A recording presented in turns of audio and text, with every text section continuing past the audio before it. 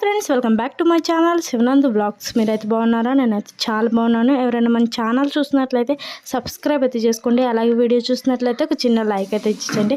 ఇక ఈ రోజు అయితే ములక్కాయ కర్రీ నేను ఎలా ప్రిపేర్ చేస్తానో ఈ వీడియోలో అయితే చూపిస్తాను అనమాట. ఇక నేనైతే ఒక 2 ములక్కాయలను అయితే తీసుకొని వాటి పైన ఉంటుంది కదా పీస్ మొత్తం తీసేయాలన్నమాట.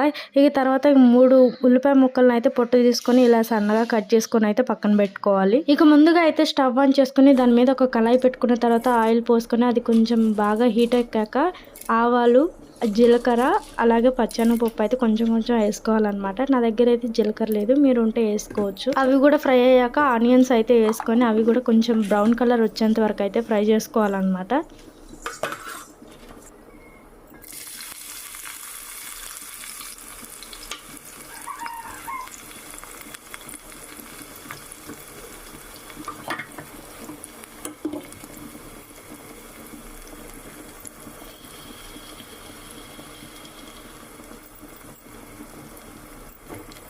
చూసారు కదా, ఈ విధంగా ఫ్రై అయితే సరిపోతుంది అనమాట. ఇప్పుడైతే మనం ములక్కాయ ముక్కలను అయితే శుభ్రంగా వాష్ చేసుకోవాలి. ఈ ఉల్లిపాయ ముక్కల్లో ఫ్రై చేసుకోవాలన్నమాట. ఇవి ములక్కాయ ముక్కలు ఒక 5 నిమిషాల సేపు ఫ్రై అయితే సరిపోతుంది.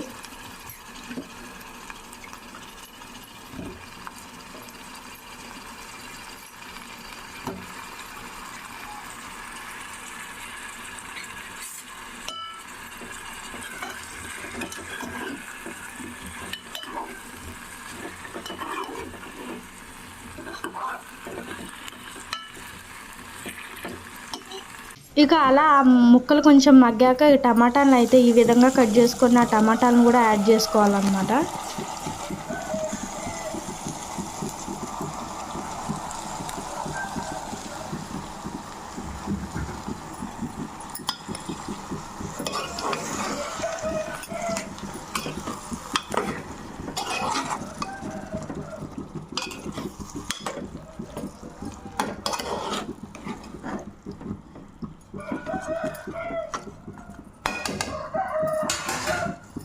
ఇక ముక్కలు అయితే మనకి తొందరగా ఉడకాలి కాబట్టి ఇప్పుడైతే కొంచెం ఉప్పును పసుపు యాడ్ చేసామనుకోండి టమాటా ముక్కలు కూడా తొందరగా మగ్గిపోతాయి అన్నమాట.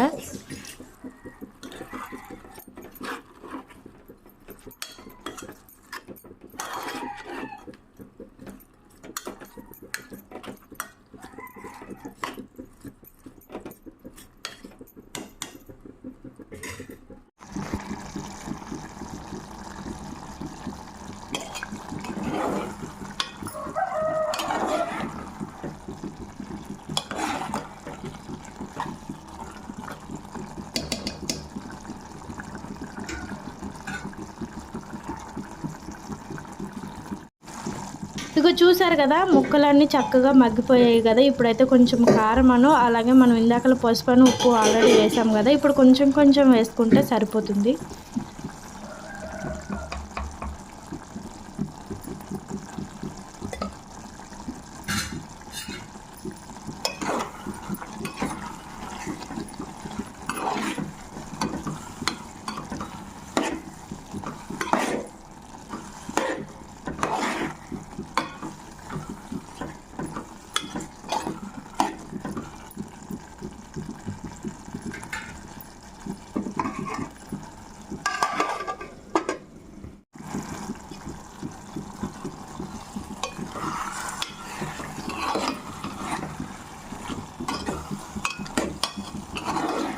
ఇక కారం వేసిన ఒక 2 నిమిషాలకైతే ఒక 2-3 ఎల్లిపాయ దంపేసుకుంటే సరిపోతుంది అనమాట. టేస్ట్ అయితే చాలా బాగుంటుంది.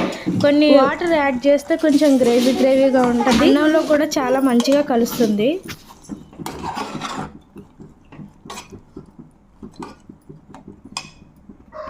ఆ వాటర్ కూడా కొంచెం ఎనికాగా పై మసాలా వేసుకొని స్టవ్ ఆఫ్ చేసుకుంటే చాలా బాగుంటుంది. అలాగే కొత్తిమీర వేసుకున్నా కూడా చాలా బాగుంటుంది అనమాట. మా దగ్గర అయితే లేదు.